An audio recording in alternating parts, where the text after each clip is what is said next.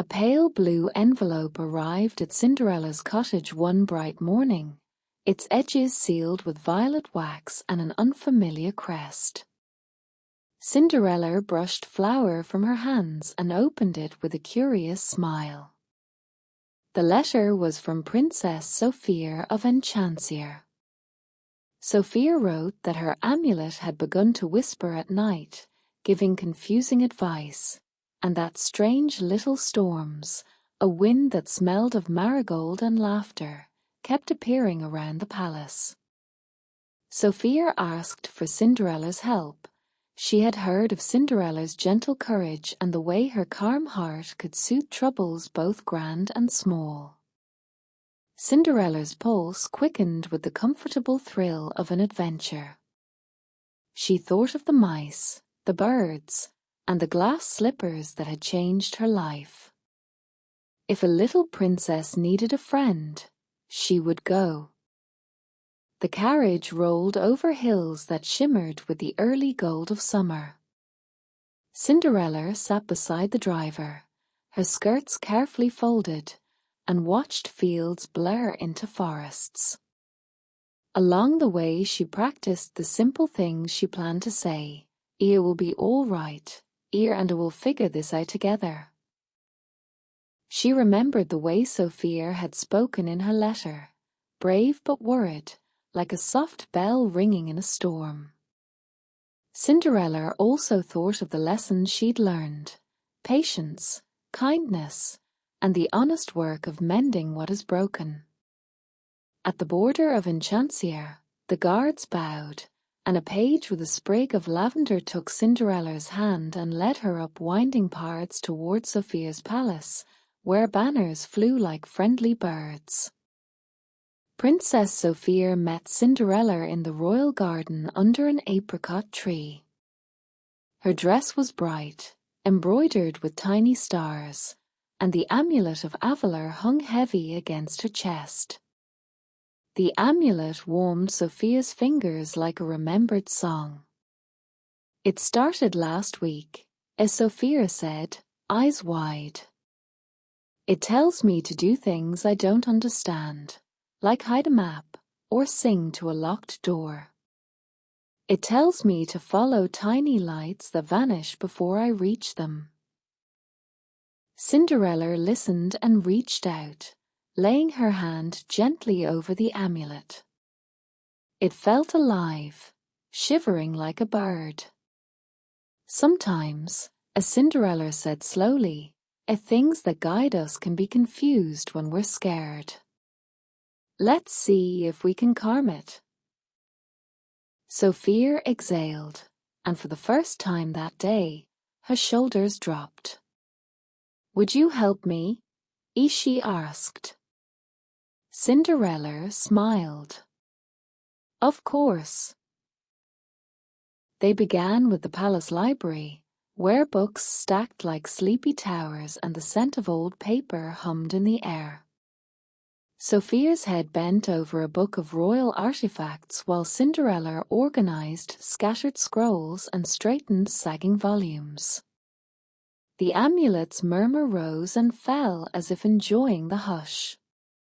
Between the pages, they found a small map with ink that seemed to move when the light shifted, an old map of Enchancia's hidden gardens and forgotten doors. The map suggested the name Mirabel, an ancient locksmith rumored to have once made a charm that could mingle with other charms. Cinderella and Sofia traced the route with a finger, then looked at each other. "The map wants us to follow it," as Sofia whispered. "But it also wants us to be careful." Cinderella nodded. "Then we'll be careful together." The first breadcrumb of a plan had been laid. Find Mirabel, learn what she knows, and gently ask the amulet to speak truth. The market was a mosaic of voices, traders with jars of star honey, a vendor selling paper cranes that folded themselves, and a boy juggling stolen sunbeams. Cinderella and Sofia walked among the stalls, asking questions. A basket maker remembered Mirabel as a tinkerer who once traded a lock for a promise, and an old seamstress offered a scrap of thread said to stitch together what had been torn by confusion. The amulet tugged, pointing them through an alley that smelled of lemon peel and cinnamon. It was a small shop, the sort of place where the bell above the door had been waiting to be rung for years. Inside, an elderly woman with silver hair and hands like folded maps looked up. Her name was Mirabel. Cinderella knelt to greet her, and Sophia stood, amulet resting against her heart, watching like someone holding both a question and a song. Mirabel's eyes were quick like chisels. She listened to Sophia's story and ran her fingers along the amulet without touching its metal. Most amulets carry stories, as she murmured. They keep the echoes of those who wore them before.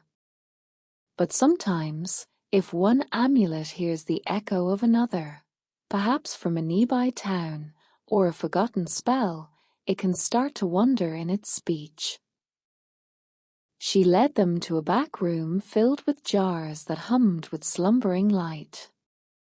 Mirabel explained that long ago she had crafted a small protective charm for a queen who loved both lanterns and riddles. It had been lost, and its echo could be wandering the kingdom, confusing Sophia's amulet. To untangle the voices, Mirabel needed 3 things: a thread of true intention, a drop of morning dew court at sunrise, and a song remembered by 2 friends. Cinderella and Sophia exchanged a glance. It was a recipe for trust. They agreed to gather the items before the next dawn. That night, the palace felt like a sleeping animal. Cinderella and Sophia crept to the palace balcony with a ribbon of thread that had once hemmed Cinderella's best gown. They caught morning dew in a thimble as the first bird stretched its voice.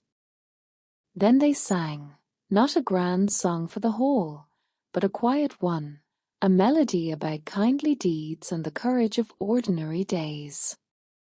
Cinderella's voice was steady, Sophia's was bright like a bell. As they sang, the amulet pulsed in Sophia's hand, and the light around it softened. Something inside it seemed to listen and lean toward the small, true things they offered. When the song ended, Sophia's laugh trembled the way new leaves tremble in a breeze. "I think it heard us," she said.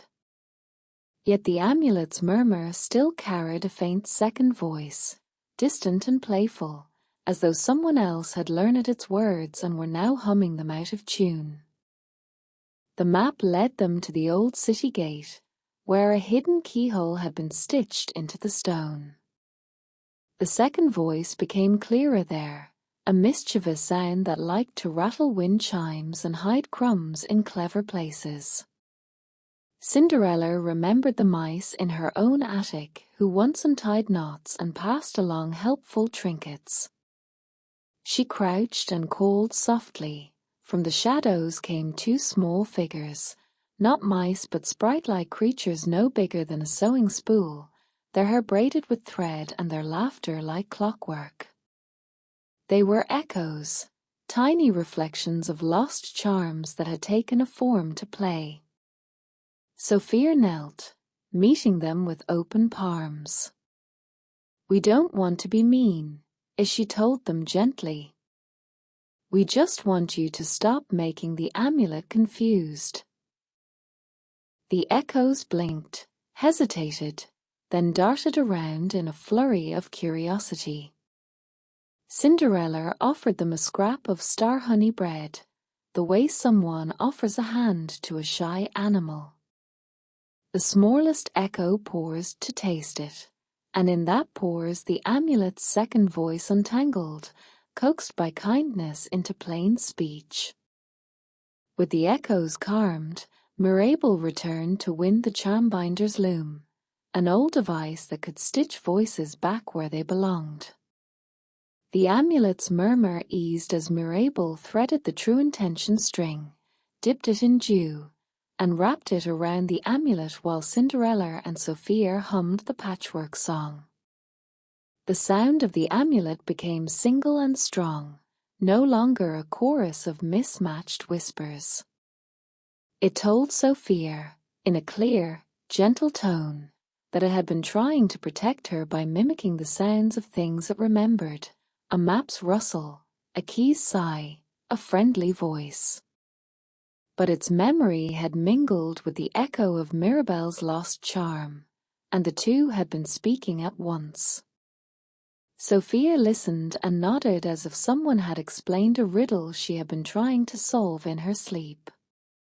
She thanked Mirabel, the echoes, and Cinderella, squeezing Cinderella's hand with the full trust of a friend who had learned something important together.